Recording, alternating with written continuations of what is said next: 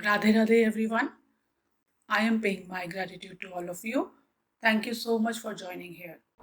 In this video, I will be sharing about the true yoga as we miss on the real workings of yoga. So there will be an understanding of what does yoga really mean, the aspects where one must work to bring balance by using true yoga, and which techniques one can begin with to bring yoga in those aspects.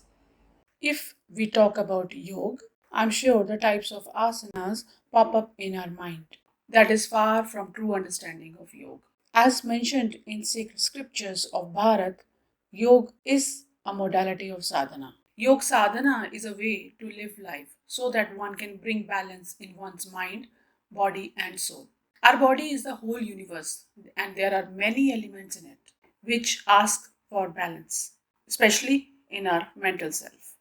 The mental self is influenced, convinced, and distorted in unlimited ways. It is so complicated that it's not easy to catch the distortion of the mind during many circumstances, like when anger pops in, or sudden attack of blame of any kind has been put on you by someone else, etc. In such scenarios, the mind goes blank and one doesn't understand how to react, what to say to protect oneself. Now, here comes the need of the yoga of mind, body, and soul, where one knows how to be together in such situations of analysis and quick decision making. In yoga, there are mainly 36 elements or tattva, those needs balance, in which the most important is the intellect and the mind. For the purpose of duality, we can say that we have two minds, one that is created by us that bothers us, and another is unity mind or God's mind or consciousness, whatever you want to call it. Now, with the yoga of elements, one has to reach to the state where there is no duality and only one mind remains and works for us. This is the only goal of human life. For clarity, I am naming these elements.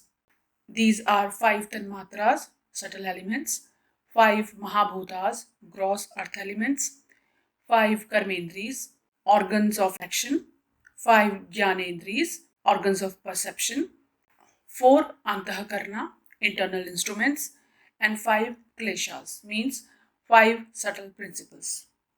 Why it's important to balance them? Because you yourself is made up of these 36 tattvas or elements. Although some traditions have reduced their numbers to mainly 24, but we must not go into the discussion as debates have no conclusions. Although it's not very easy to manage these elements without the help of Guru principle, but some yogic practices in different yoga systems can help in balancing these elements. For example, yogic deep breaths can help in reducing stress and anxiety in the body. Asanas help in aligning the physical body when it is going through the process of clearing up so that the blocked energies can be released easily. Dhyana helps in increasing the focus of the mind to the area that needs your attention. Yogic thinking based on basic philosophies of life also help greatly. For example, speaking the truth, non-violence, celibacy from unwanted elements, control of senses, etc.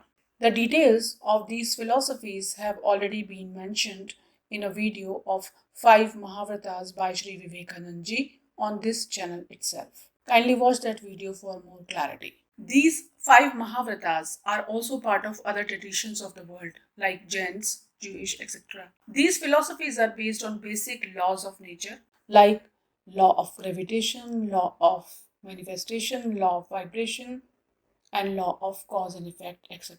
Understanding these laws and philosophies help you to make life much simpler. The simpler the life, the more beautiful and peaceful it is. When one starts practicing and bringing life together with these elements externally, same elements start to balance within too.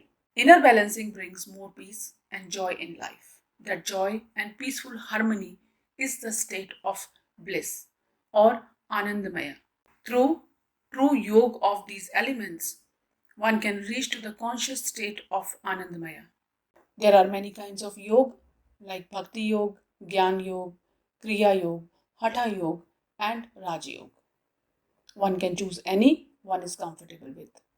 Let me know if you want to know more about any kind of yoga in detail. With true yoga, joy keeps on peeping in life. One's life keeps on becoming simpler and balanced. This joy and balance give you courage to embrace the aspect we call as negative too, so that we can live in dualistic nature that is called as Maya, that has a dharma of creating illusions. With such practices, one can balance his mirror reality, as everything is our mind's creation, and one can understand this only when one keeps peeling and clearing the layers of illusions of duality and balancing oneself. So, focus on the elements of your life that are bringing stress and slowly and gradually remove and replace them with goodness. Especially, stress is the major factor in anyone's life nowadays.